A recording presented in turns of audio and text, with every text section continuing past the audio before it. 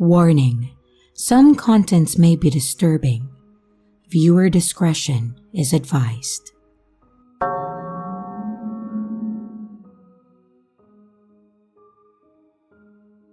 Hi Reddit. I never imagined I'd find myself in a situation like this. It's kind of embarrassing, really. Growing up, I always thought stalkers were something only women had to deal with. Yet, here I am, a 35-year-old construction manager, tangled in my own unsettling story. I suppose the best place to start is at the beginning, of course. I'm Jeffrey, and this started back when I was just a high school kid, learning some tough lessons about love and trust, if you get what I mean. It was my sophomore year, and the excitement of teenage life was in full swing. One evening, I went to a party, one of those typical teenage gatherings where everyone's trying to seem older and wiser than they actually are. That's where I met Cindy.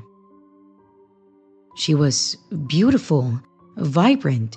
She had long dark curls and a contagious laugh that could light up a room. Something clicked between us, and before long, we were inseparable. She was my first love, and everything felt perfect. Or at least it did at that time. We spent our sophomore and junior years wrapped up in our little world, full of all the promises and dreams that young love tends to hold. Cindy was everything I thought I wanted. But then, in our senior year, the bubble burst. I discovered that Cindy was cheating on me with a friend of mine. It was as if my whole world had been turned upside down. I was heartbroken and I was devastated. And what made it worse was Cindy's reaction. Despite being the one who broke our trust and betrayed me, she refused to let me go. She kept calling and texting me, saying she wouldn't allow us to break up. She kept showing up at places that I was in. She would make scenes, and she was desperately trying to pull me back in. And I just did my best to ignore her. But it was agonizing and embarrassing, and I hated every moment of it. And at that time, I wasn't even thinking about my first heartbreak. I just wanted to get away from her. Thankfully, things cooled down after graduation as we went our separate ways to different universities. I would sometimes get a random friend request from her on Facebook and maybe a text or two during freshman in college. But after I completely ignored those attempts, it stopped too. I had no more news or knew anything about what happened to Cindy after that. I just moved on, buried myself in studies, and I considered that chapter of my life closed. Fast forward, now we graduated, have jobs, and are adults. Last year, I had to travel to another state for work, just a week-long project. And on my lunch, I went to a local restaurant, and while sitting there and eating my food, someone tapped my shoulder. I turned around, and there she was, Cindy. She had matured, and her style had changed, but those curls and that smile were unmistakable. We exchanged pleasantries, catching up briefly on life. I let it slip that I was just in town for work, and casually mentioned where I lived now. It seemed harmless, like an innocent chat with someone from the past. But looking back at it now, that was definitely a grave mistake. I then finished my meal, not giving the encounter much thought, and I went about my business. My project wrapped up, and I headed back home. I was eager to return to my routine. All was well, until a few months later, when I was at the grocery store doing my usual Friday night shopping. I don't really know why I like shopping on that day. While walking down the aisles, I bumped into someone, and it turned out to be Cindy again. She acted all excited, beaming as she greeted me. In my surprise, I asked if she was in town for work too, and I laughed about the coincidence. She smirked explaining that she had moved here for a job opportunity. It seemed plausible at that time. After all, people move for work all the time. But then, things started to feel strange. The next morning, I went to the gym as usual, early to avoid the crowds, and there she was again, Cindy on the treadmill. For the first time, I felt a little unnerved. I mean, what were the odds, right? But I dismissed it, thinking maybe she was just exploring her new town. And then, during a jog in the park one day, she was there again, sitting on a bench, seemingly waiting for me to pass by. I shrugged it off, but I couldn't shake the feeling that something was off. Later, she started showing up at the cafe where I grabbed my morning coffee. I couldn't help but feel uncomfortable. This wasn't a big town, but the frequency of our encounters was too high to be mere coincidence. I don't see my best friend this often, and he lives just a few houses down. Each time, Cindy would light up as if she had planned to run into me. Sometimes, she would rush over for a conversation. Initially, I nodded politely, gave a smile and a wave, sometimes even talked to her. But as these encounters kept happening, I started ignoring her entirely, hoping that she would get the hint and then leave me alone. But then things just got creepier. One evening, I found a small bouquet of flowers on my doorstep. No note, just flowers. A few days later, a card was slid under my door with nothing but a smiley face drawn on it. I tried to rationalize it, thinking maybe it was just a prank by some teenagers. But the unsettling feeling wouldn't leave. The most unnerving incident happened last night. I was in bed, winding down, when a knock sounded at my window. My bedroom window, no less. I froze. It had to be the wind or an animal, I thought. But then the doorbell rang. I got up, checked the peephole, but no one was there. As I headed back toward my bedroom, there was a knock on the back door, and my heart was pounding. Someone was definitely messing with me. But why? Then, the doorbell rang again. This time, I sprinted to the front door and I flung it open just in time to see someone running away. It was a woman with long dark curls, disappearing into the night. Cindy. It had to be her. I mean, who else could it be? The height, the hair, it all matched. And on the doorstep lay a folded note. Cliché, sure, but it chilled me to the bone. It read, "I'm always watching you. I'll see you around, handsome." That was the last straw. I'm at a loss for what to do now. I don't know if I should call the police. Would they even take me seriously? I mean, it sounds ridiculous. A grown man being harassed by an ex-girlfriend from high school. But it's real, and it's terrifying. I'm not sure how to make it stop or what steps to take. If anyone here has any advice, I would really appreciate it. Thanks for letting me share this. It's a really strange world we live in, and sometimes the past refuses to stay where it belongs. I will update you if anything else happens.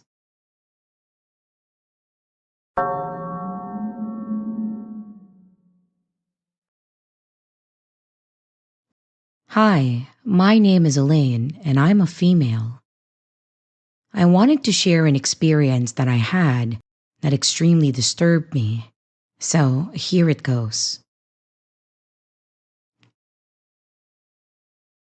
Ever since I was a child, books had been my sanctuary. I remember spending countless hours tucked away in a cozy corner of the library, just losing myself in stories that sent me to different worlds. My parents, while supportive in getting me the books that I want, never really understood my fascination. They weren't big readers themselves, and neither were my friends. For them, Books were just objects that we used at school, but for me, they were gateways to a new adventure and understanding. Growing up, I carried this passion with me. It was that one constant thing in my life. Despite the pressure of school and life, I always found the time to read. But there was one thing missing: people. The kind of people that I could share my love of books with. I longed for discussions about characters, themes, and stories that steered my soul. With none of my friends or family into reading, I often felt like I was experiencing these worlds alone. I just didn't have anyone to share my excitement or passion every time that I discover or read a new book. It took a lot of courage, but I finally decided to join a book club in my town. I had read about it online. It's a small group that met every Friday evening at a local bookshop. This wasn't just any bookshop, it had a quaint little cafe too. You could say that it's the perfect spot for book lovers to gather over coffee and chatter. There was just something so reassuring about the idea of being surrounded by people who shared my enthusiasm for reading. On my first visit, I was a bundle of nerves. I wasn't sure of what to expect, really. But I was pleasantly surprised. There were about a dozen of us, not too many, but enough to make it feel like a community. I quickly made friends with a few of them. There was Hannah, a lively woman who loved historical fiction.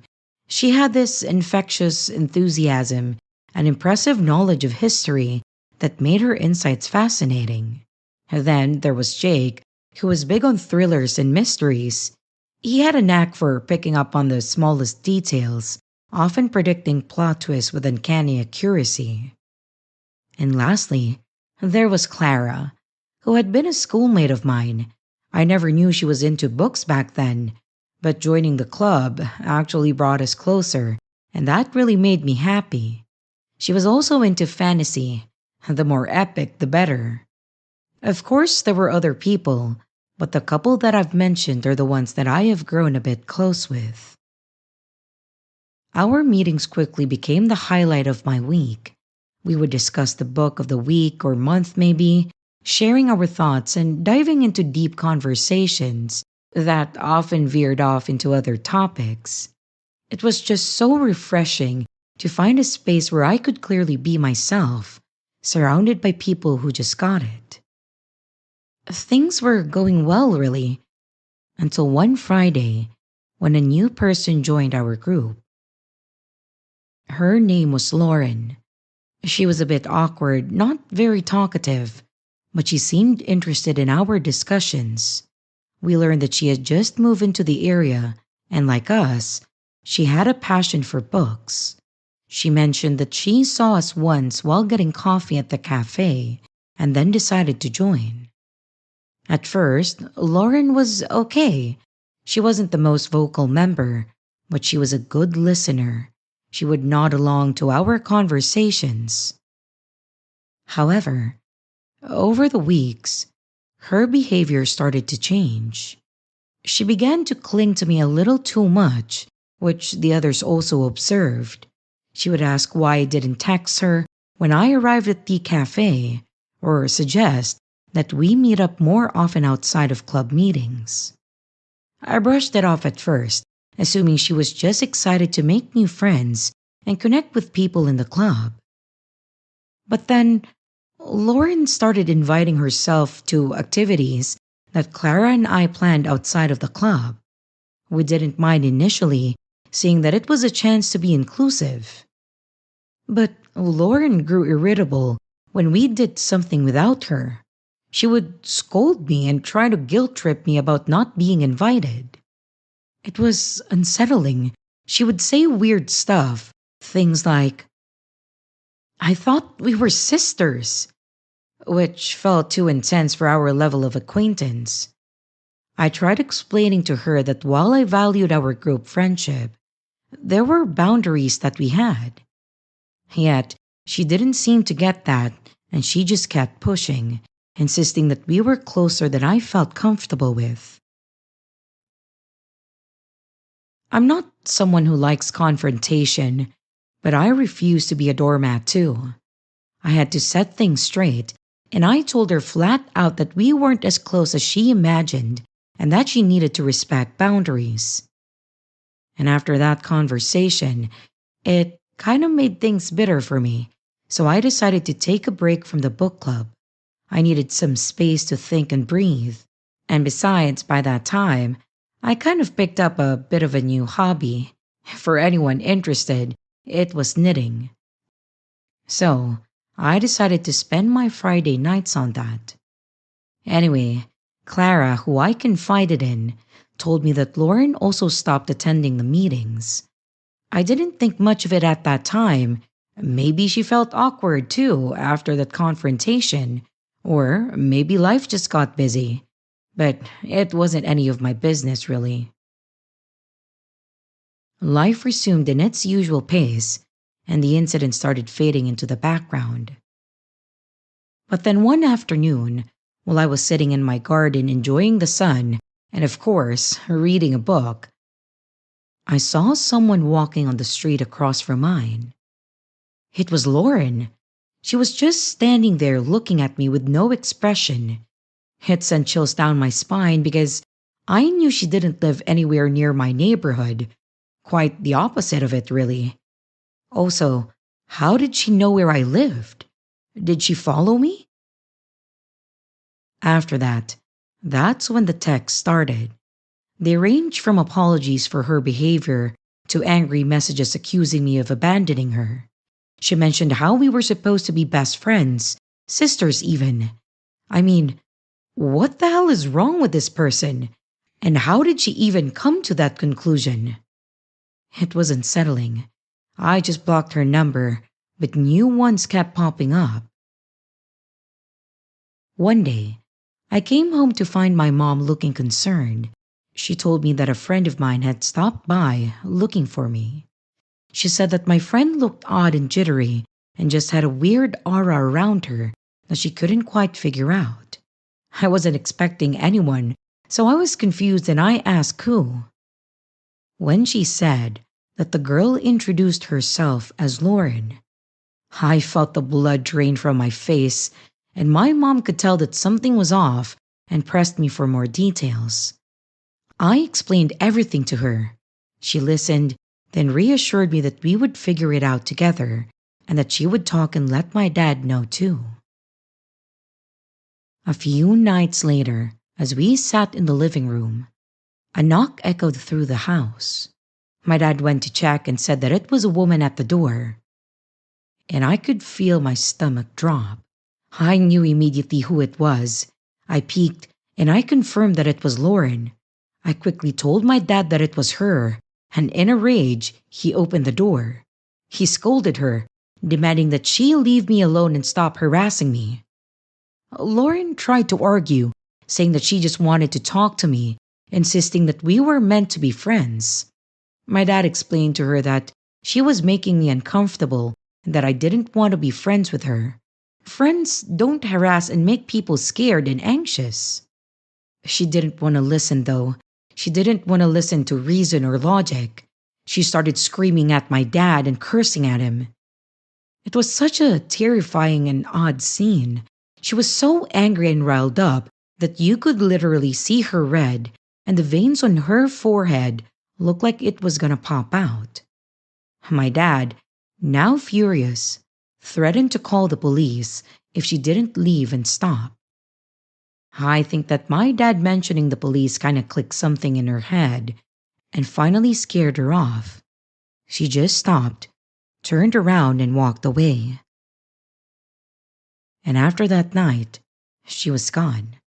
No more texts, no more surprise visits. It was like a weight had been lifted. It did take a few months for me to relax and feel okay again, and when I finally felt ready, I returned to the book club. We had some new members now, and they were all kind and normal people who simply loved books. No more stalkers or overly obsessed individuals, just genuine fans of reading. I never saw Lauren again, but sometimes, when I'm out late at night walking home, I feel the urge to glance over my shoulder just to be sure that she's not there. It's a habit that I can't quite shake, a small reminder of the unsettling encounter, but one that made me more aware and appreciative of my personal space.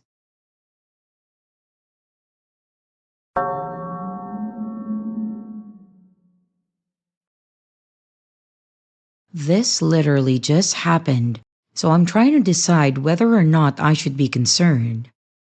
My boyfriend came over, and we were talking by the window, and I noticed the guy standing right outside on the sidewalk, but I couldn't tell if he was facing me or not because I didn't have my glasses on. Mind you, I'm on the second floor, so I asked my boyfriend to see if he was looking at us, and he said that he was.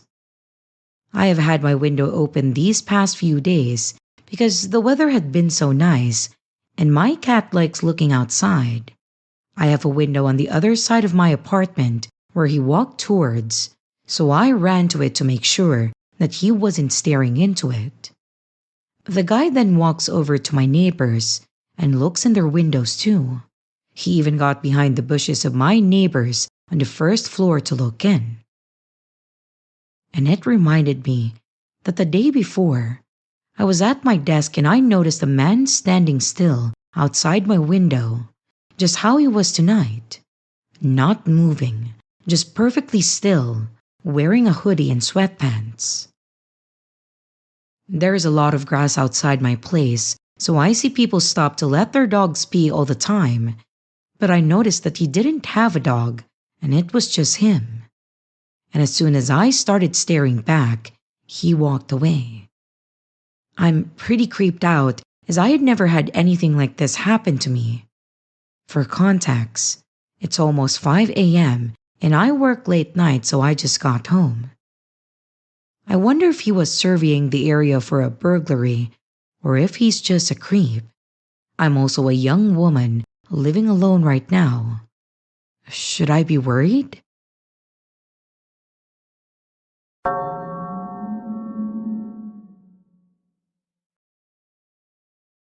I'm Francine, female and 22. I grew up in a household where the rules were strict and the boundaries firmly set. My parents, well meaning as they were, believed that limitations were essential for keeping me safe and on the right path. While my friends in high school had their share of freedom, I was usually the one with curfews and a tightly managed schedule. There wasn't much room for fun or exploration, which I often found stifling. When I finally moved out to attend college, a world of possibilities opened up for me. No longer under the watchful eyes of my parents, I was eager to explore and experience everything that I had missed out on. I had always been curious, and now I had the chance to satisfy that curiosity. I tried new things, met new people, and I immersed myself in the vibrant world around me. But sometimes, though, my explorations led me down to paths that weren't the best choices. One particular indulgence was my newfound interest in bars and nightlife. The mix of music, laughter, and the freedom to just be was intoxicating. I fell into a routine of going out frequently, perhaps more than I should have. The thrill of losing myself in the crowd, the energy, and the anonymity was seductive. I soon found myself drinking more than was wise, often waking up with inevitable hangovers and vague memories of the night before. It was during this phase of my life that an incident occurred, one that still haunts me whenever I think back on it. And I had promised myself that I would slow down with the drinking, but that particular night was an exception. A friend was celebrating her birthday, and it was a night meant for partying. The bar was buzzing with life, lights flashed in rhythm with the music, and the air was thick with the scent of alcohol and the warmth of bodies packed together in celebration. As soon as I entered, though, I noticed him. It was a man at the end of the bar, sipping a drink and watching the room with a very peculiar intensity. His gaze lingered a bit too long on me, enough to give me pause. But it was a party, and I dismissed it easily.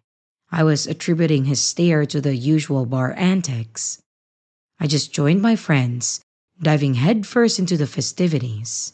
We drank, laughed, and danced as hours slipped by unnoticed. 2 hours in, and I was thoroughly enjoying myself when I realized that the man from the bar was now closer, just a few feet away. He approached me with a smile that felt too eager, trying to engage me in conversation and coax me into dancing with him. I politely declined, moving closer to my friends. But he was persistent.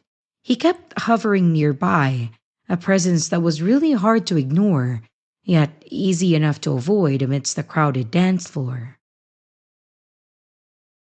Another 2 hours passed, and by then, I was well beyond tipsy. The room swirled around me, and my usual vigilance faded under the haze of alcohol. As the night wore on, I grew tired and a bit bored, craving the quiet of my apartment. So I said my goodbyes, probably a bit slurred, and I stumbled out into the cool night air. The walk home was a blur of thoughts, and the slight chill of sobriety inching back. I was mentally preparing myself for the headache that would greet me in the morning, promising that this would be the last hurrah for a while. My mind was so wrapped in all of these thoughts that I barely noticed the sound at first. But then, it cut through the fog of my mind. They were footsteps, echoing in the quiet night. I told myself it was nothing, just someone else going home or heading to a late night store. But something in my gut told me to turn around. So I did. And that's when I saw him, the same man from the bar. My heart skipped a beat, the alcohol-induced warmth vanishing in an instant. He was following me, and there was no mistaking his intent. Without hesitation, I ran. I think adrenaline overpowered the remnants of alcohol in my system, and I sprinted like I have never before. I think the suddenness of my reaction caught him off guard, because it took a moment before I heard his footsteps quicken after me. My mind raced fast as my feet, and my keys already clutched in my hand. I was mentally rehearsing how to unlock the door as quickly as possible. Reaching my building felt like reaching the finish line of a marathon. I fumbled with the lock, but my frantic practice paid off. I was inside, the door slammed and locked behind me, and my lungs burning from the effort. I collapsed onto the floor, heart pounding in my chest, and I thought that I can finally relax. Of course not. Seconds later, I heard the footsteps approach, followed by fist pounding on my door. He was outside, shouting that he just wanted to talk. The banging and the shouting continued, and my fear mounting with every second. I keep shouting back for him to go away, but he wouldn't listen. My mind then snapped into focus. I needed help. I fumbled for my phone, dialing 911. I hadn't even connected with an operator when the sound of sirens pierced the night air. I heard him stop, then the rapid thud of footsteps as he bolted. A commotion followed, and the sounds of officers arriving and voices raised outside. I was peering through the peephole, and I saw the man being apprehended and being pushed into the back of a police car. Relief washed over me. My neighbor was also outside, clearly worried after witnessing the commotion. It turned out that they had still been awake, and they heard everything, and they were the ones that called the police. Lucky for me, the police were already patrolling nearby. I stepped outside to talk to the officers, explaining the evening's events as best as I could remember. They took statements from my neighbors, confirming what they had heard, as the officers led the man away. I felt a complex swirl of emotions relief and fear and sobering clarity about the choices that I had been making. I heard later on that the man was charged, though I never learned the specifics. What I did know was that this experience left a lasting impression. It was a wake up call and a reminder of the dangers lurking in seemingly harmless places. My explorations had taken me down a path that I hadn't anticipated, and it was time to change course. Looking back, I am grateful for the chain of events that helped me that night. Him being caught off guard, my neighbor for being awake and calling the police, and the police patrolling around and being near. It's a story I just share now, not with fear but with the hope that it serves as a cautionary tale of awareness to everyone out there. And yeah, I won't be drinking and bar hopping for a while.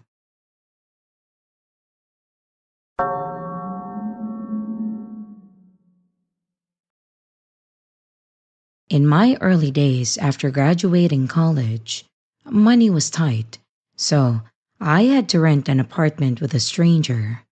My new roommate's name was Miguel. He seemed easy enough to get along with. He didn't talk too much and had a noticeable accent. One of the appealing features of the apartment was that my room was already furnished. It had a twin-sized bed tucked in one corner and a nice-sized dresser, a closet, and a bookshelf in another corner. There was one thing, though, that I found a bit odd.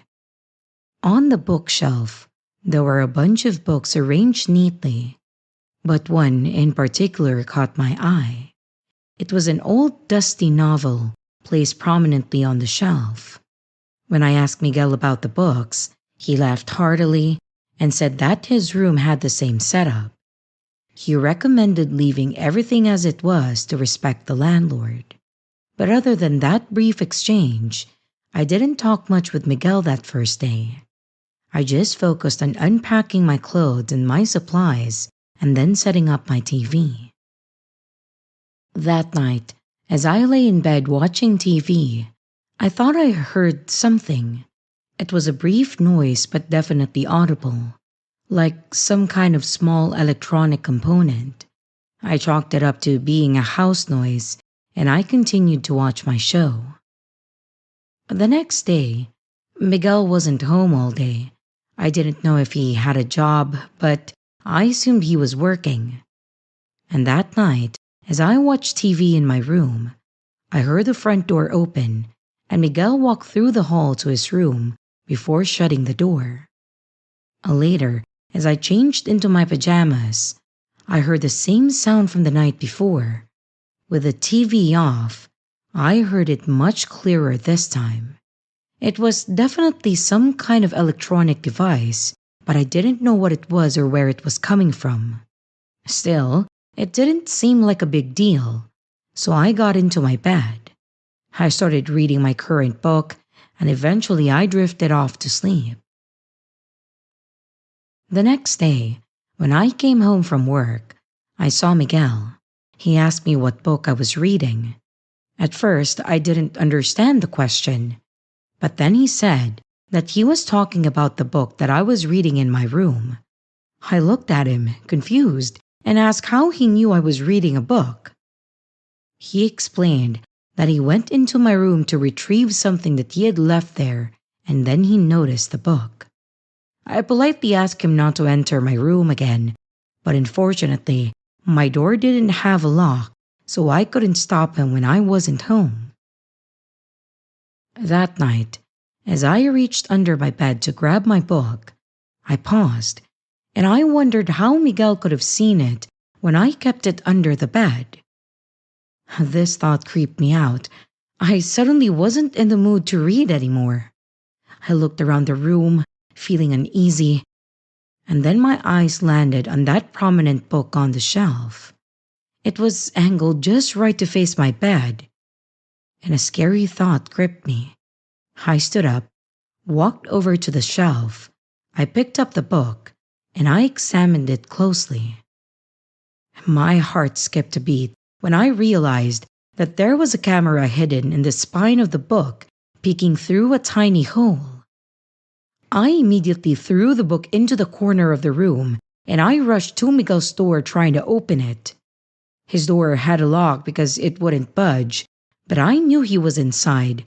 I pounded on the door, shouting his name, but he wouldn't answer.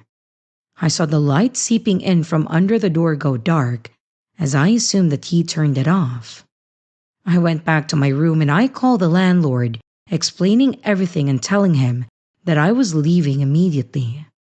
I insisted that I had a valid reason to void the contract. I packed a few belongings that I had brought and I loaded them into my car, driving away that very night and never to return. Surprisingly, the landlord never contacted me to collect the rent for those few days that I stayed there. And since that night, I've developed an aversion to bookshelves, especially those books that seem to stare back at me. I always feel the urge to turn them away or hide them so they aren't facing me.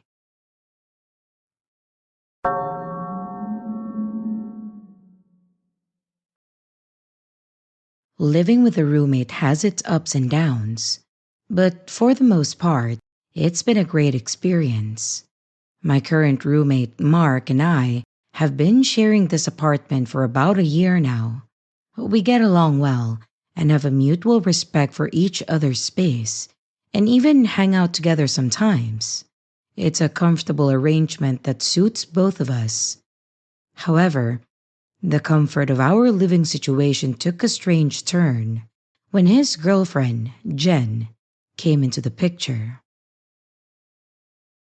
Jen seemed nice enough when I first met her. She was friendly, and we exchanged pleasantries whenever she came over to visit Mark. At first, her presence barely registered on my radar. She was polite, engaging enough in small talk, and respectful of our shared space. I often saw her around on weekends or during the evenings, spending time with Mark in his room or watching movies in our living room. As is the case with many new relationships, Mark and Jen were spending a lot of time together. She became a regular fixture in our apartment, which was really fine by me. I didn't mind her being around, and I was happy for Mark. It was good to see him enjoying himself. But as the weeks turned into months, I began to notice subtle changes in the way Jen interacted with me. It started with small things. At first, I thought I was imagining them, little moments that felt off but were hard to pin down. Like how she would always linger in the kitchen when I was preparing meals, striking up conversations that seemed to stretch on. Or how she began showing a keen interest in my schedule, casually asking questions about my work hours or my plans for the weekend. I just brushed it off as friendly curiosity. And over time, her presence began to expand into my personal space. She started leaving small items around the apartment, her books on the coffee table, a sweater thrown over the back of a chair, her shoes near the door. It was as if she was marking her territory, intruding into the space that Mark and I shared. Still, I thought it might just be the natural progression of her relationship with Mark. Maybe she was just getting more comfortable. But then, Jen started turning up in places that I frequented around town. I would see her at my regular coffee shop during my usual morning stop for caffeine. This coffee shop is near my workplace. She would wave and smile, and always managing to find a moment to chat. When I began seeing her in the anime shop that I often browsed, I started to feel a bit uneasy. The reason why, it's because she and Mark has never shown any interest in animated shows or films. And when I brought that up a couple of months ago, they both said that it's just not their thing. So I didn't understand why she was in the shop with me. Me meeting her in other places might be a coincidence because those are common places, say the grocery store, a coffee shop, a gym, maybe, I don't know, a park. But in an anime shop in which she wasn't interested in, I couldn't shake the feeling that she was watching me, or rather tracking my movements. Also, to add, whenever by chance we meet in those places, she's always alone and Mark is never with her. This odd pattern of behavior carried on for months, and despite my growing discomfort, I didn't want to say anything to Mark. I didn't want to come off as paranoid or cause any unnecessary tension in our living arrangement. I kept telling myself that I was just overreacting, that it was all in my head. But as time went on, Jen's presence became increasingly intrusive. It was as if she started orchestrating ways to be alone with me in the apartment. Whenever Mark was out, she'd conveniently drop by, claiming that she forgot something, or just wanted to hang out until he got back. These visits became more frequent, and her conversation shifted from small talk to more personal topics. She started asking questions about my family, my childhood, my plans for the future. Her interest in my life felt disproportionately intense. It was concerning. The conversations often felt like probing sessions, as though she was gathering information. I became acutely aware of her presence, always feeling on edge whenever she was around. One particular evening, I found myself alone in the apartment. Mark had mentioned earlier that he would be out late, and as I settled in to watch a movie, Jen let herself in using the spare key Mark had given her. I didn't even know he gave her one. She greeted me with a familiar smile, but there was something else in her eyes, an intensity that made me uneasy. She sat down on the couch, far closer than necessary, and started chatting as if it were perfectly normal for us to hang out alone. I was polite but brief. I didn't want to encourage any more familiarity than necessary. The air felt heavy, and I couldn't shake the feeling of being scrutinized. It might just be in my head, but I noticed that she kept moving and kept inching closer. When she was close enough, I couldn't take it anymore. I stood up, told her good night, and then went to bed. That night, I barely slept though. I was just laying on my bed, with my mind and my eyes awake. Every creak and groan of the apartment set my nerves on edge. I found myself lying awake, replaying every interaction with Jen, trying to make sense of her behavior. It was unsettling, and I knew that I had to address it somehow. The following day, I decided to talk to Mark about how Jen had been acting. I didn't want to accuse her of anything outright, but I needed to voice my concerns. When I brought it up, Mark seemed surprised. He assured me that Jen was just friendly and probably trying to get to know me better as his friend. His reaction left me feeling unsure about whether I was making a big deal out of nothing. As the weeks passed, Jen's behavior didn't let up. In fact, it seemed to escalate. She began leaving notes around the apartment, little messages that felt more intimate than friendly. Things like, "I hope you have a great day," or "We should hang out more." It was perplexing and increasingly uncomfortable. You might think, well, maybe she was leaving it for her boyfriend. On my door? On my stuff? I don't know about that. One weekend, I decided to take a short trip out of town to clear my head. When I returned, I found that some of my personal belongings had been moved. Nothing was missing, but things weren't as I'd left them. Books were rearranged, my bed slightly unmade, and a sweater that I'd left draped over a chair was now folded neatly on my bed. I confronted Mark about it, but he insisted that he hadn't been in my room and hadn't noticed anything unusual. I couldn't help but suspect that Jen had been snooping around, but without proof, I felt stuck. The situation reached a tipping point when I received a package addressed to me without no sender information. Inside was a photo album filled with pictures of me, some taken at the apartment, others clearly snapped while I was out around town. And seeing my life documented like that made my skin crawl. It was a violation of privacy that I hadn't anticipated, and it left me feeling exposed and vulnerable. That night, I locked my bedroom door. It's a habit that I hadn't felt the need for before. I sat in bed, with my heart racing, trying to figure out my next move.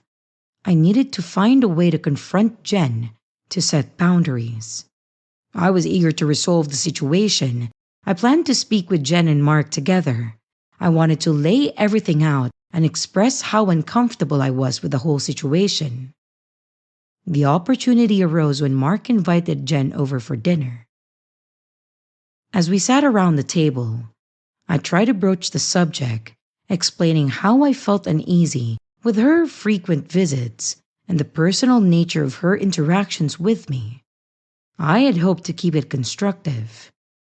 Jen, however, seemed unfazed by my concerns.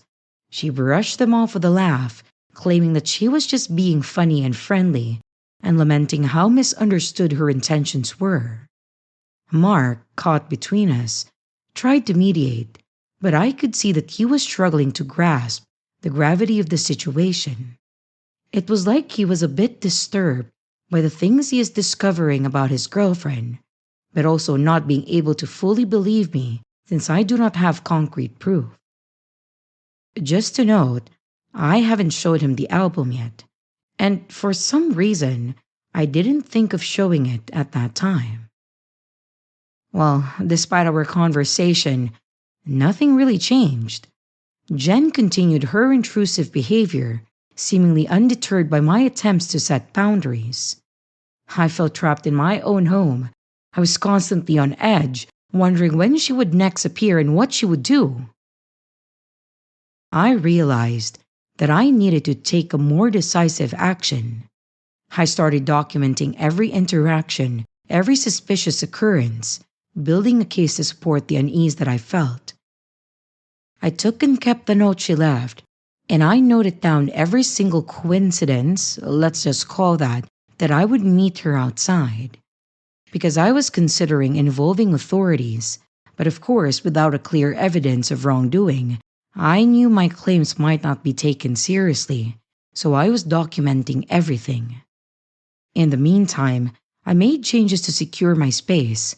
I added locks to my bedroom door, I kept my personal items out of common areas, and I avoided leaving anything important unattended. I also made a habit of staying in my room and not hanging out when Jen was over.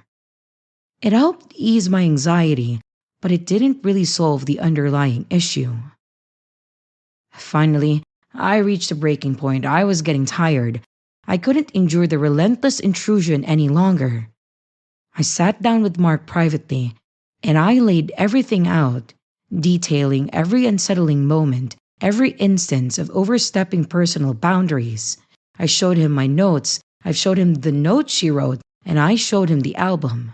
I needed him to understand how serious the situation had become. This time, Mark actually listened. The clarity and detail in my account seemed to finally make him see the situation from my perspective. He promised to talk to Jen and ensure that she respected my space and privacy. Also, he wanted to know why she was doing that. Days passed, and Jen hasn't visited the apartment. I slowly started to feel a semblance of relief, though I remained vigilant. But Mark assured me that he had spoken to her, and while I didn't know the details of their conversation or even if they're still together or not, something had evidently changed. As I reflect on this experience, I realized how important it is to trust your instincts and assert your boundaries. Living in fear isn't living at all. In the end, peace returned to my apartment, and I just want to say thank you for reading my story.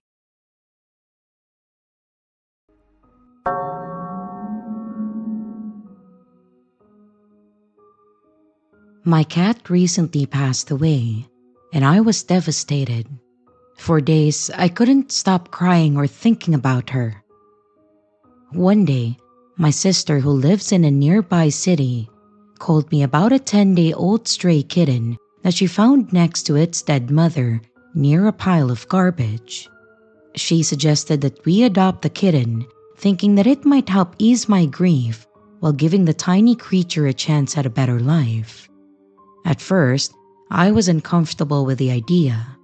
The pain of losing my cat was still fresh, and I had decided never to keep another cat again. My sister understood, but proposed a temporary solution. We could keep the kitten for a few days until she found it a new home.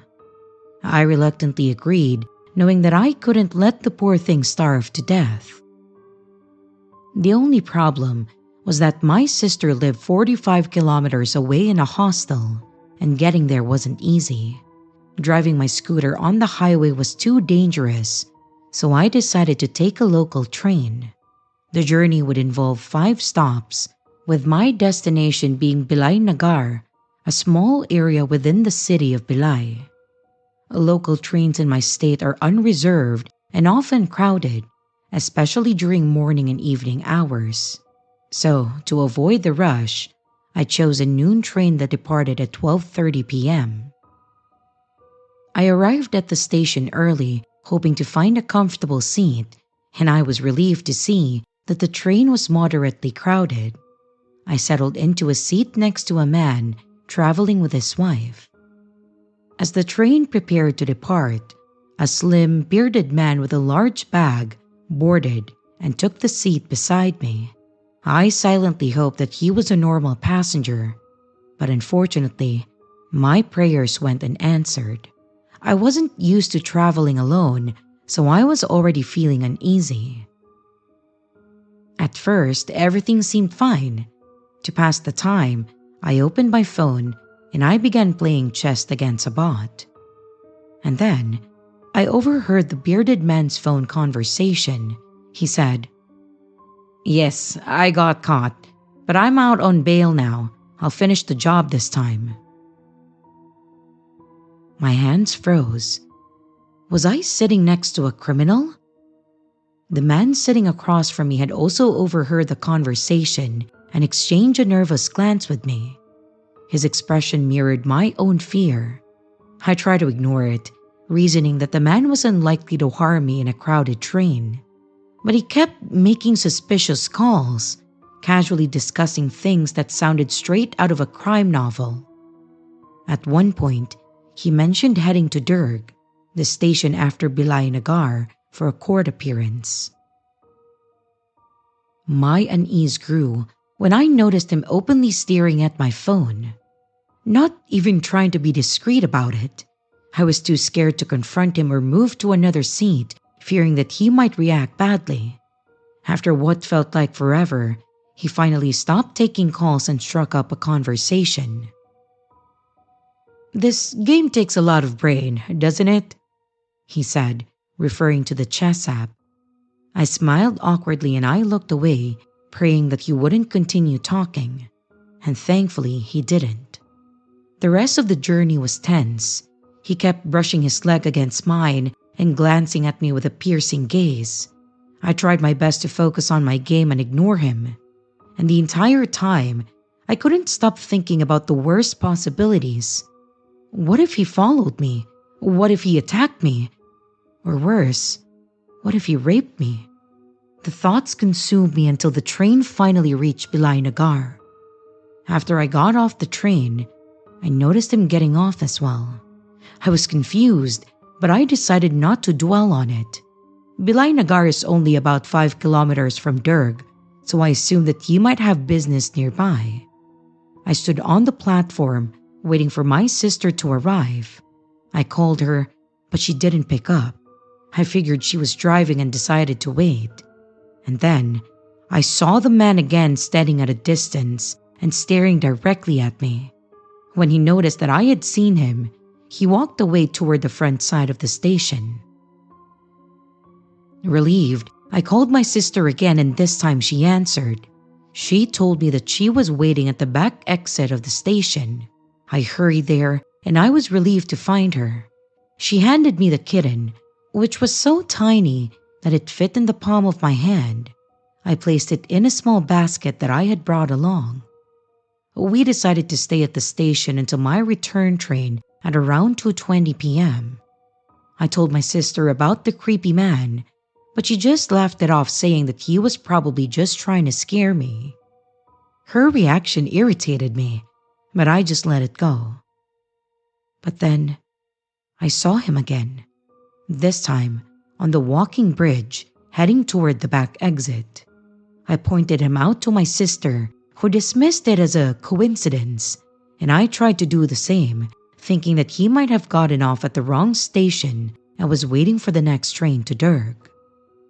When my train arrived, I said goodbye to my sister and I boarded with a kitten. The train was so crowded, so I stood by the door. And about 45 minutes later, just 2 stops away from my destination, I spotted the man again. He walked through the crowd and stood directly in front of me, staring. And I ignored him, but my anxiety skyrocketed. As the train approached my station, he leaned closer and asked about the basket. "What's inside?" he inquired. I replied, a kitten," and explained that my sister had rescued it. He smiled and said, "It's rare to meet good people like you." The train stopped and I quickly got off without responding. Instead of exiting through the main station gates, I headed to the local train parking area, about 1.5 kilometers away where I had left my scooter. No one usually walks through that section unless they have a vehicle parked there. And as I walked, I realized that the man was still following me.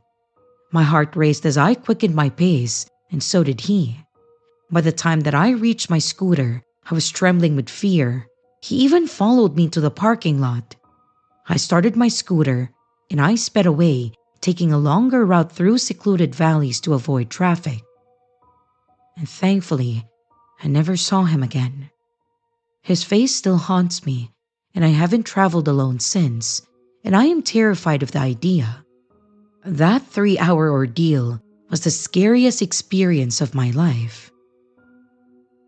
Let me know if you guys think that I was just overthinking stuff, or share your thoughts with me about what you guys think of my experience.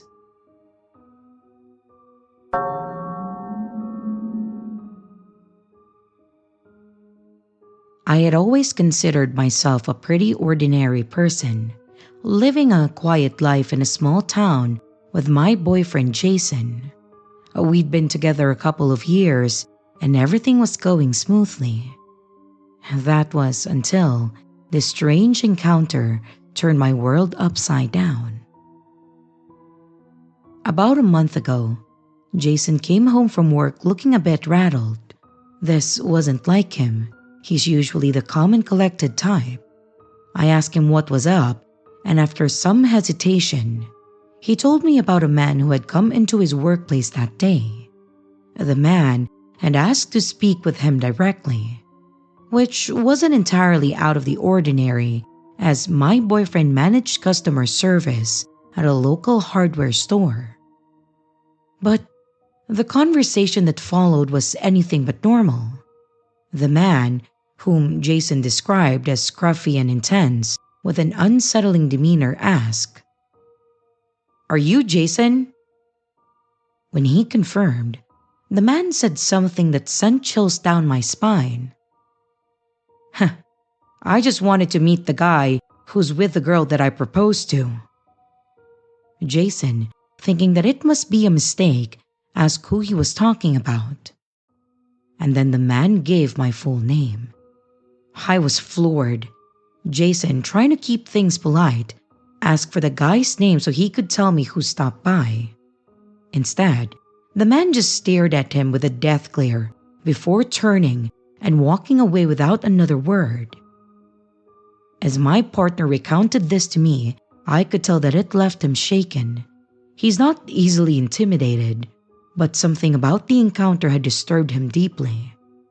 My immediate reaction was confusion. As far as I knew, there was no one who could have possibly fit that description in my life.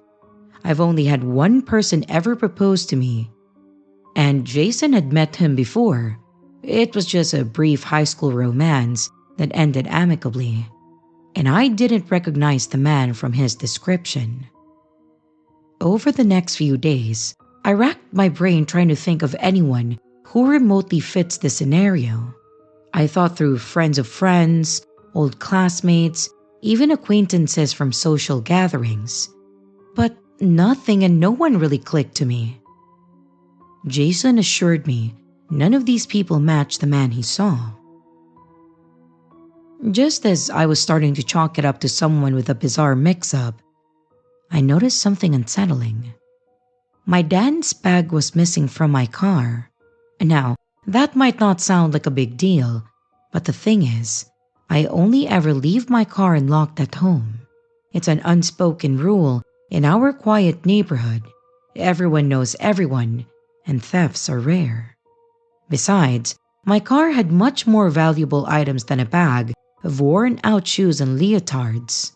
Why would someone steal that? I tried to reason with myself. Maybe I'd accidentally left the car unlocked somewhere else. But it didn't add up, and a knot of unease began to twist in my stomach. Was it possible that the man from Jason's work had something to do with this? As days turned into weeks, my anxiety grew, and I started noticing small strange occurrences around our house. Objects slightly out of place, the feeling of being watched, odd sounds at night. And I mentioned it to Jason, who agreed that we should be more vigilant. We started double-checking locks and keeping a lookout for any unusual activity. One evening, as we were getting ready to head out for a dinner date, I glimpsed a shadowy figure standing just beyond the circle of light cast by our porch lamp. My heart skipped a beat. I nudged Jason, who instantly turned to see, but by the time that he looked, the figure was gone. I tried to shake it off as paranoia, but deep down, I couldn't dismiss the possibility that it was the same man lurking. But time passed, and with no further incidents, I convinced myself to move on. Until one night, when I was home alone since my boyfriend had to work late, I had settled into the couch with a movie and also a glass of wine. Halfway through, the power suddenly flickered and then went out, plunging the house into darkness. I froze, my mind racing through all the horror movie scenarios that I have ever seen. And gathering my courage, I reached for my phone to use the flashlight and then checked the circuit breaker. As I moved through the hallway, I heard a soft, deliberate tapping at the window, the kind of sound that makes your skin crawl. Peering through the curtains, my heart pounded as I saw the same shadowy figure standing in the yard, looking directly at me. Panic surged through me, and I called Jason immediately, my voice shaking as I explained what was happening. He promised to drive back as fast as he could, and then told me to hang up and call the police. It felt like an eternity before I saw the familiar flash of the police lights. Jason also arrived shortly after, and together they scanned the yard. But the figure was gone, leaving only footprints in the soft soil. The police took a report and promised to patrol the area more frequently, but I could see in their eyes that they thought that it might just be nerves or an overactive imagination. But like, seriously? Imagination my ass, there were footprints. I wish I could say that that was the end and that the presence of the police scared them off. But it wasn't. Though we never saw the shadowy figure again, I continued to receive mysterious unsigned notes on my doorstep. They were filled with cryptic messages about knowing me and wanting to talk, sometimes even referring to the proposal that never happened. The notes were chilling, as if it was written by someone who knew my life intimately. I tried to contact the police again, but they said that the notes were not enough as proof or help to find whoever was doing this. It was just so unbearable that I finally ended up begging my boyfriend to move places. And we did find a new place in a different part of town, hoping that distance would finally sever whatever connection the stranger thought he had with me. And since moving, the incidents have stopped and life has returned to a semblance of normalcy. I'm not sure what happened, if they lost interest, if they couldn't find me, if it was a neighbor or something. I'm just glad that it stopped. So to the stranger who disrupted my peace and left me questioning my safety, let's never meet again.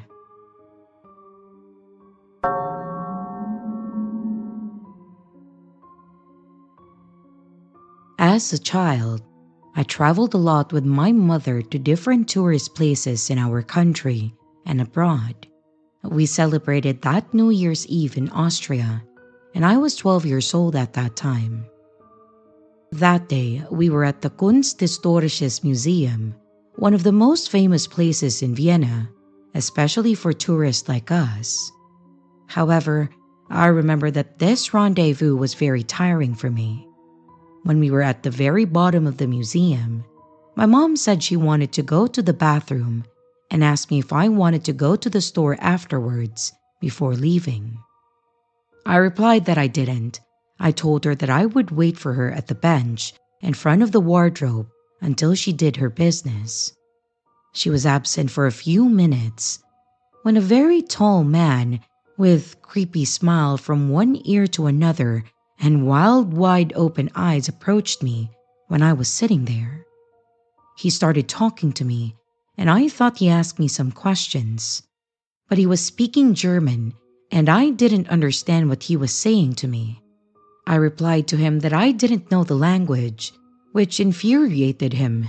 He touched my shoulder and changed his voice from affectionate to aggressive. His English was so-so, as was mine, but he tried to convince me that I do really speak German and that I try to fool him. At this point, my mom came back and approached the man in surprise. He was clearly frightened, quickly waved at me and fastly walked out of the museum. My mother asked me what he wanted, but I didn't know what to say to her, for I understood nothing of his speech except a complaint that I did not answer him in German. There was also an elderly couple who were around who overlooked all the encounter. I approached them and asked them what the man was trying to tell me. The woman just replied something that it doesn't really matter and that the man was very strange and I should be really careful. Who knows what would have happened if my mom hadn't shown up on time.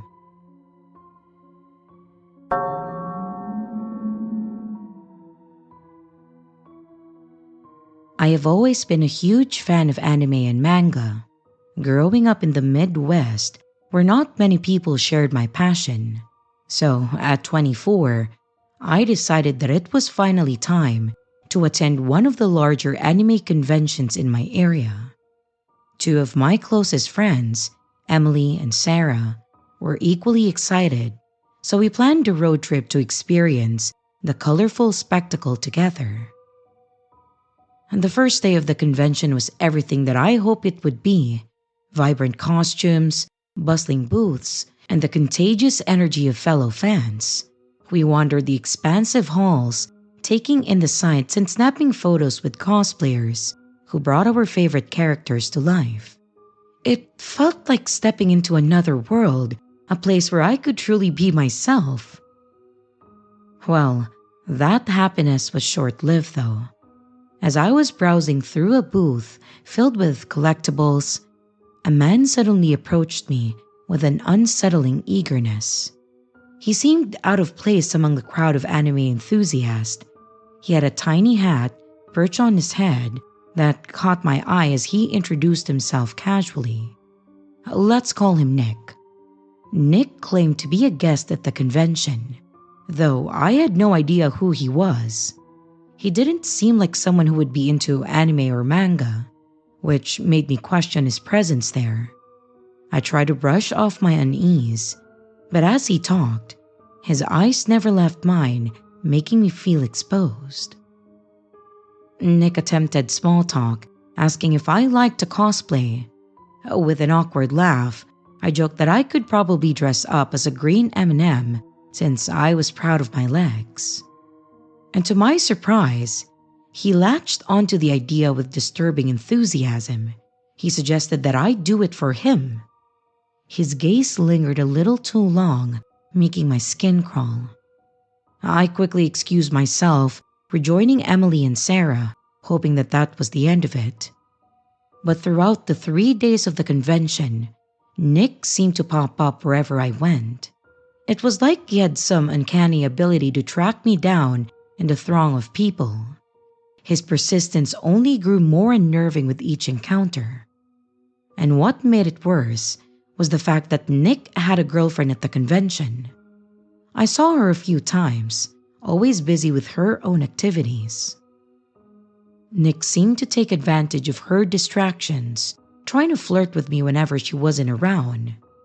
It felt wrong and made me feel incredibly uncomfortable. At one point, I tried to bring up his girlfriend in the conversation, hoping that it would deter him. I asked if she would be upset that he was showing interest in someone else. He waved it off, saying that he could convince her to be okay with it, and bizarrely referred to her as a ladyboy. His complete disregard for her feelings was alarming. Every time he found me, I felt trapped. The convention's atmosphere, once filled with excitement, actually turned suffocating. I started to dread walking through the halls, fearing that I would see his tiny hat bobbing toward me. It might not sound like classic stalking, but his presence was invasive enough to make me feel like I was under constant watch. After the convention, I looked him up out of curiosity. Turns out, Nick attended the 3 major conventions in my area every single year. The thought of running into him again filled me with so much dread, so I reluctantly decided to skip any future cons, prioritizing my peace of mind. So, to Nick, the man with a tiny hat and unsettling presence who followed me for 3 days during the anime convention, I hope that I never see you again.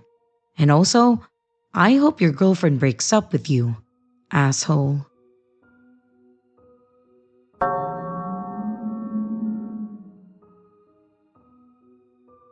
It started innocently enough, or so I thought.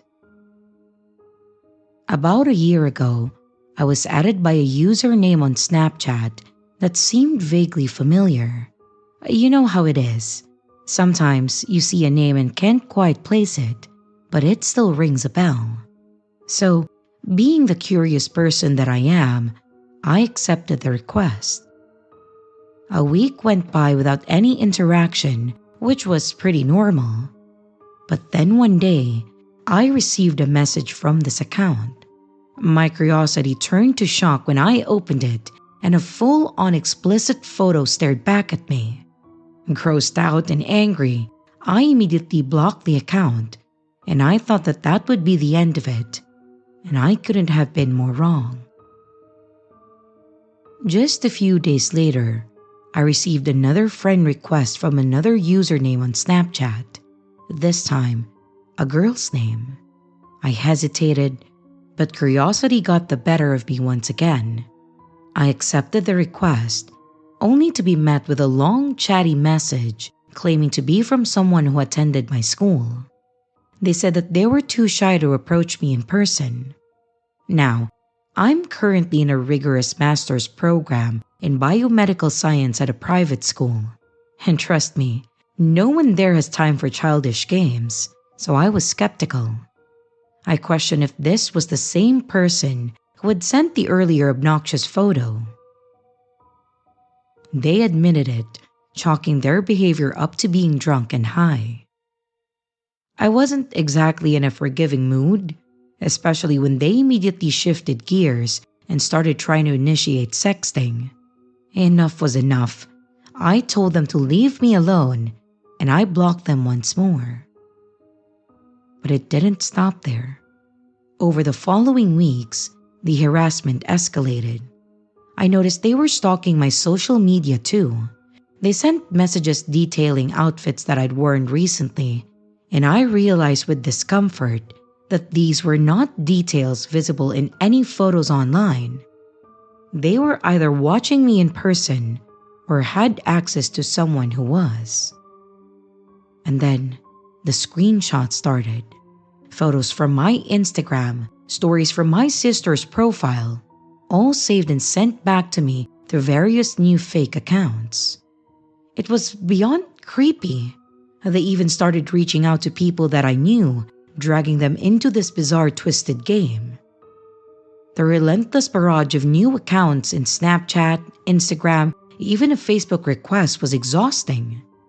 I was starting to feel paranoid, jumping at shadows and suspicious of everyone around me. In a small, closely knit school environment, it was easy to feel claustrophobic. Each time I blocked one account, another would appear. I reported them all, but those platforms seemed powerless to stop the pervasive harassment. My mind spiraled with questions. Was it someone from my classes? Or a stranger who'd seen me on campus? The idea that I could unknowingly be interacting with this person in real life was terrifying.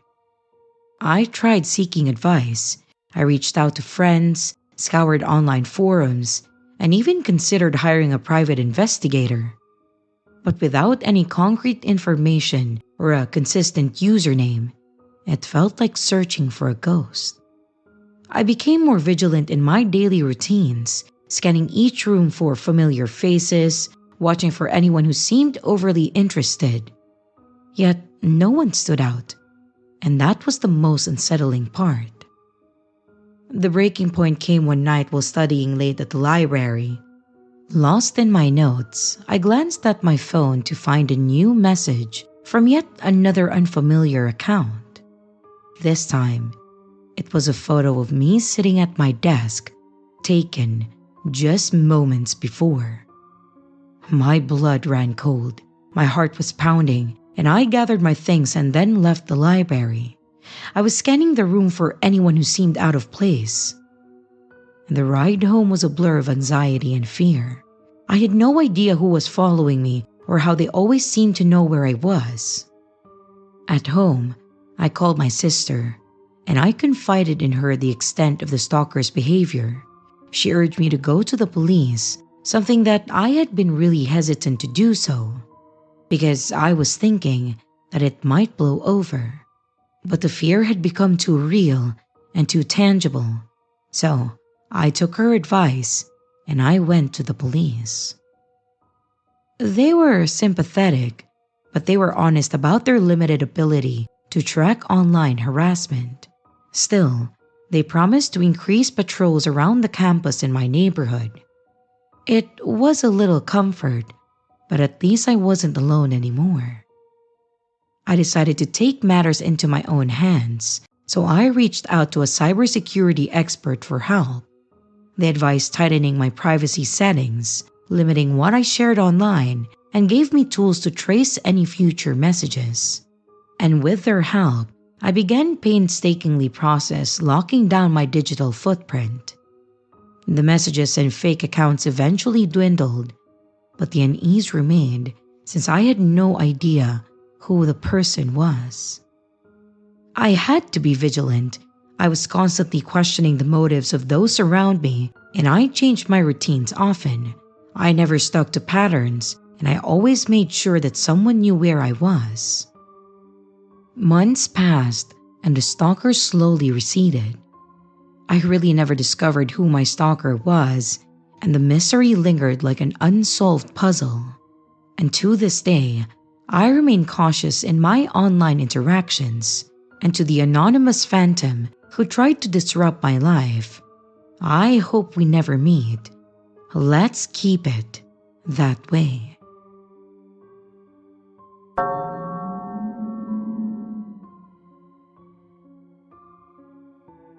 I'm not quite sure if this fits here, because it was a bit of a strange situation, but here goes.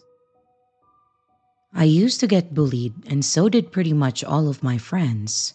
I have witnessed some of it, and I couldn't believe how cruel and degrading people could be. It wasn't a shock when Sally, my best friend, brought up a boy that she had made friends with in a conversation. We were on a holiday at that time, and I already knew this kid.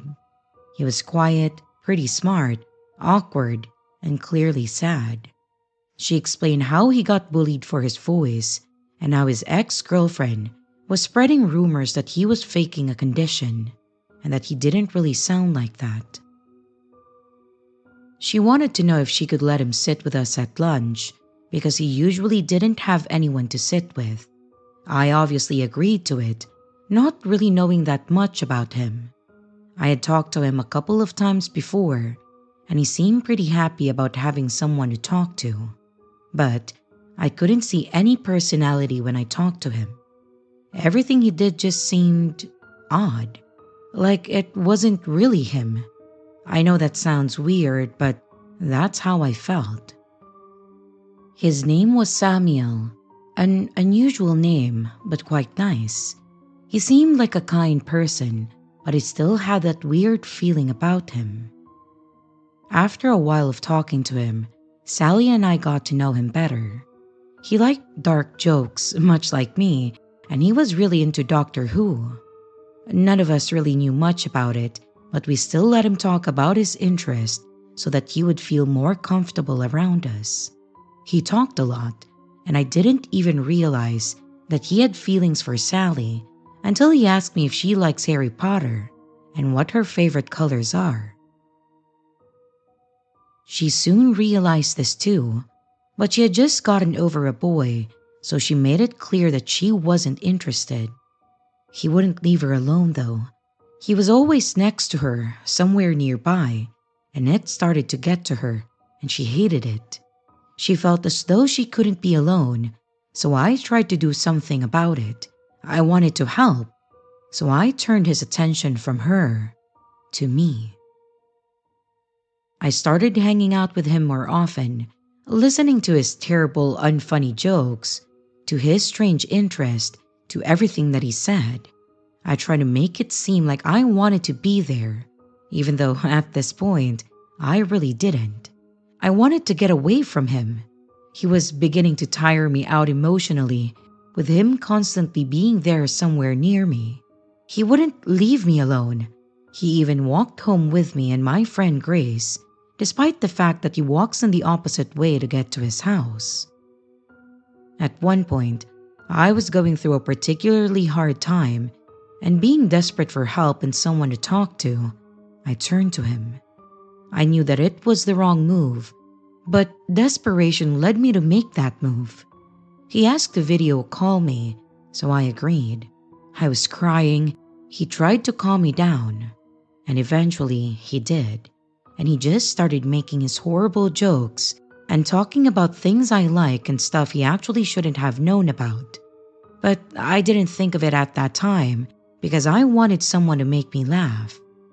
Laughter got me through a lot of hard times, you know? I began to think that he wasn't so bad after all, and that we just didn't like him for what he did to Sally. But maybe he wasn't like that. I started talking to him through video almost every day after school, and I noticed him being around more often. One day, He said he needed to tell me something, which turned out to be his confession. He confessed that he had a crush on me, but I had to go because my mom wanted to watch a movie. When I returned, I had about 10 video and voice messages from him. All of them were him apologizing because he apparently thought that I hadn't actually left to go watch a movie, but was instead avoiding him because of what he told me. I felt horrible. I didn't mean to upset him. He was crying, and I explained that I really went to watch a movie, and that's why I was gone. Fortunately, he understood. After a while of hanging out with him, I began to get tired of him again, with him constantly being there, and now also knowing that he was crushing on me. I looked back to the situation with Sally and began to spot the same things in our friendship. He got clingy and just downright annoying.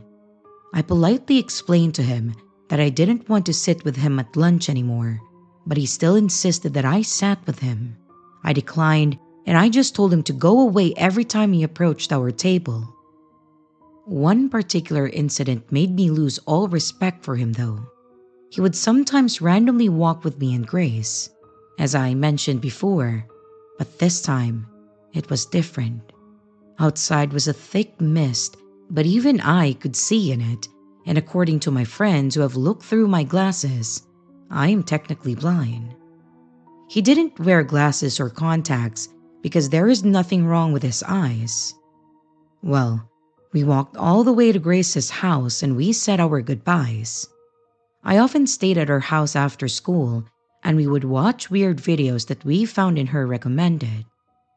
About an hour into me being there, we hear a knock at the door and she goes to answer it thinking it's her parents. Well, needless to say, it wasn't her parents. It was Samuel. I heard his voice and dropped to the floor, hoping that he hadn't seen me. After a long while of silence, I proceeded to army crawl over to the door to see if he was still there. And lo and behold, he was. "Hello?" His voice echoed in my mind at this point, and I began to crawl back.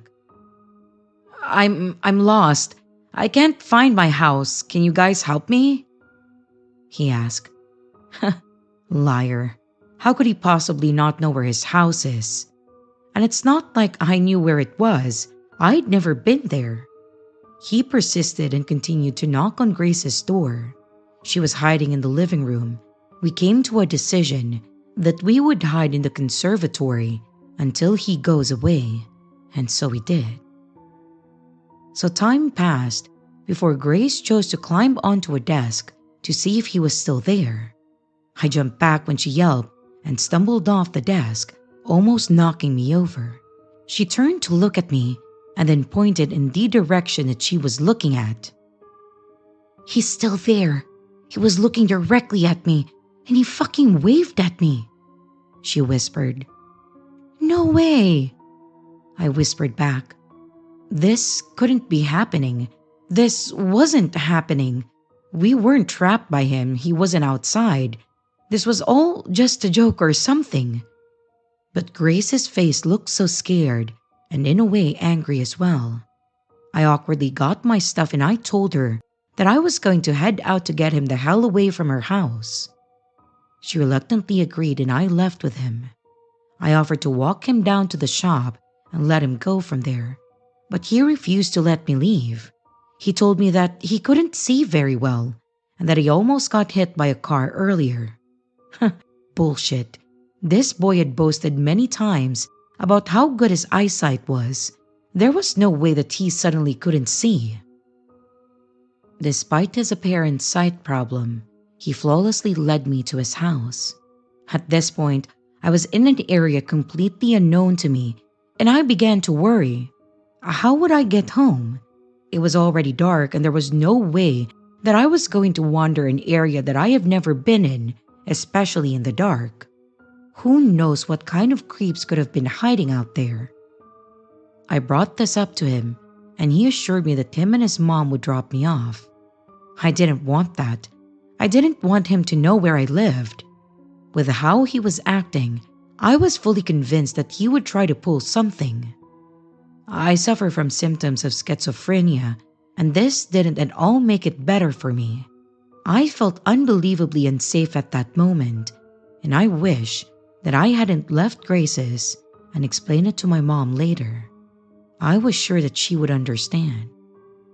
Countless minutes dragged on as I sat and waited in his room surrounded by his cats.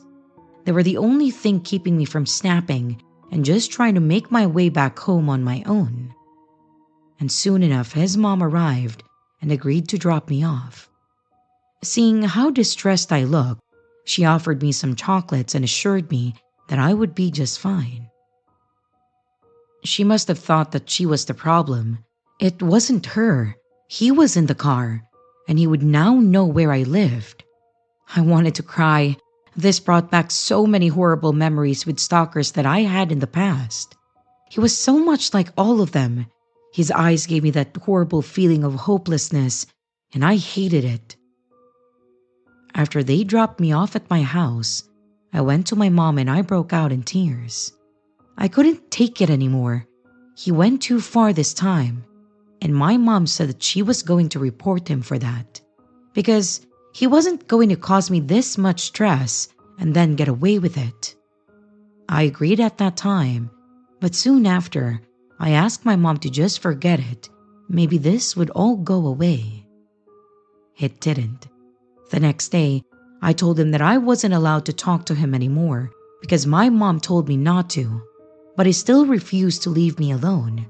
I obviously got mad due to having enough of his shit, and I had a complete mental breakdown saying that I was going to get Tim, my boyfriend, on him because I was done. Grace and Felicity, who is my other friend, tried to take me to one of our most trusted teachers. But a few other teachers, despite seeing me cry hysterically, refused to let us through because she probably won't be able to help. So, we found another teacher and explained the whole situation to her. She assured me that she would speak with him and attempt to get this sorted. Throughout the entirety of my geography class, I was having major anxiety, but I calmed down a bit in math. When lunch came about, I saw Grace standing next to the door holding Samuel's stuff. "What the hell is this about?" I questioned. "I don't know. He just dumped it on me and left. Now he's in the toilet," she told me. Then one of my male friends who knew about the situation, Chad, approached us and offered to take his stuff while we leave. I thanked him 1,000,000 times and then we hurried away. We reached the hall and sat down at the table where Sally and Felicity were, and everything seemed fine. Until he showed up again. He seemed pretty angry, so I assumed that the teacher we spoke to had talked to him. I began to panic, thinking that this wouldn't end well and that we were all in danger. Then Rafida, another close friend, walked over to him, attempting to save me from an episode. She told him that I don't feel all right and that he should probably go. But he completely ignored her and asked me if I wanted food. I nervously shook my head, and he started saying that he was going to pass out and that he needs to sit down. Rafida calmly told him that he can go sit down somewhere else because this isn't the best time. He turned to her, fury in his eyes, and yelled, "Now!" I hid my face in my hands, and I felt weak, like I was going to start hyperventilating. He sat down, and Rafida, having had enough of his shit, grabbed my arm and said, "Come on, let's go," while dragging me away and the others following. He also left the hall, but luckily he didn't follow us. Then, all of the built-up stress and anger caused me to start hyperventilating and crying, because I felt like I put not only myself, but the others in danger. I didn't know what to do anymore. Then Chad came and said that he will talk to him for me and ask him to sit with him instead of us. Once again, I thanked him with all of my heart, and we went back into the hall. one of my old friends, Shayla, well, he is now transgender and his name is Jaden, came up to us and we told her about the entire situation. She told us that this wasn't the first time something like this had happened, and that he had a book in which he wrote about plans for mass homicide, and that he calls it Samuelism. Then Chad returned and told me that Samuel wants to talk to me after science and how I probably should. So after science, I waited for him and he said that he hadn't realized that he was causing a problem. Shut up. Of course you did. How can you be so damn oblivious to your own actions? He then proceeded to tell me how bad his day was, and I ended up having to walk him to the office. I told Tim about it, and he said that he would meet me after school on Wednesday and sort it out if he doesn't stop, and I was very thankful of this. I just wanted Samuel out of my life. He still wouldn't leave me alone after all of that. He even specifically moved next to me in English class. After everything that happened on Friday, he still persisted with his little game. That day was parents' evening at school, so I went with my mom and I left my phone at home. When I got back and looked at my phone, my heart dropped. 20 messages. Fucking 20 of them within half an hour, all from Samuel. I started ranting about all of this to myself and even went in the bathroom to practice what I was going to say to him the next day. I started crying again because all of this was just too much to bear. And then I decided to do something. I decided to call him out on all this stuff and inform him that a troubled childhood isn't an excuse to put someone in the same situation. He tried to guilt trip me into forgiving him by telling me about how awful his childhood was, and I admit that I felt bad for him because no one should have to go through that kind of pain. But to show him that he isn't the only one who has dealt with things in the past, I told him about myself. Halfway through me explaining that I had a lot of trouble showing and experiencing emotions as a child, and that I had a lot of violent homicidal thoughts, he interrupted me, saying that he also didn't have emotions and that he tried to kill someone because he thought it was funny. This actually pissed me off because not only was he interrupting me to add to his story and trying to make me feel even worse, he was trying to one-up me on my suffering. If you ask me, that is absolutely disgusting. You don't compare struggles because you only have your own experiences to go off of. Don't try to make another person feel as though their problems don't matter and that they shouldn't ask for help with their problems because they're too small. That's just wrong.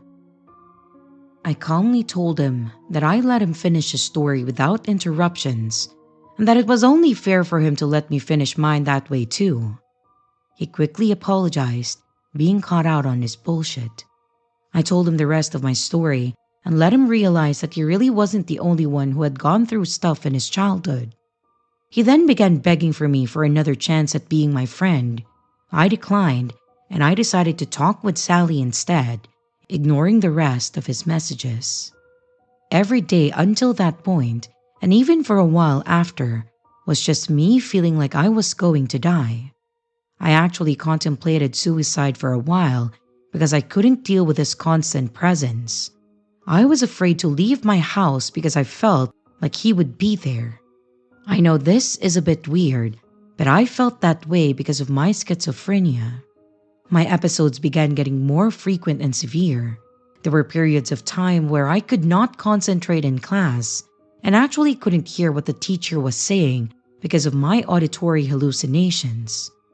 I generally felt like shit, and it got so bad that I felt like I didn't want to be here anymore. But after telling him to bugger off, I felt like a giant weight was removed from my chest and that I could breathe my own air again. Not for long though, because he kept trying to come back into my life despite me refusing to be his friend ever again. I was still there for him, but only in absolute emergencies. And by that, I mean that only if he was on the verge of dying. I wish I could say that he left me alone since then and that I never saw him after that. But I can't, because I still see him around at school, and unfortunately, he's friends with my friend Brian, so I still have to hang out around him, which sucks. He annoys me purposely to get my attention by calling himself God and other things that suggest that he thinks way too highly of himself. Anyway, that's about it for my story. Samuel, please shut up about your godly status for a second and realize that the reason people hate you is because you do this shit. Not once, not twice, but always. So pause, think, and stop so that you don't melt any more brains. Hello, everyone. It's your creepy sister here. Thank you so much for watching the video. I really appreciate it. I would also like to give some extra love to my Patreon members, my channel members, and also my tippers. Thank you so much. If you would like to extend a little bit more support for the channel, don't forget to leave a like and a comment down below. If you would like to become a Patreon member, a channel member, a tipper, or even to buy merch, check out the links in the description below. Again, thank you. And I hope you stay scared, because your fear feeds me.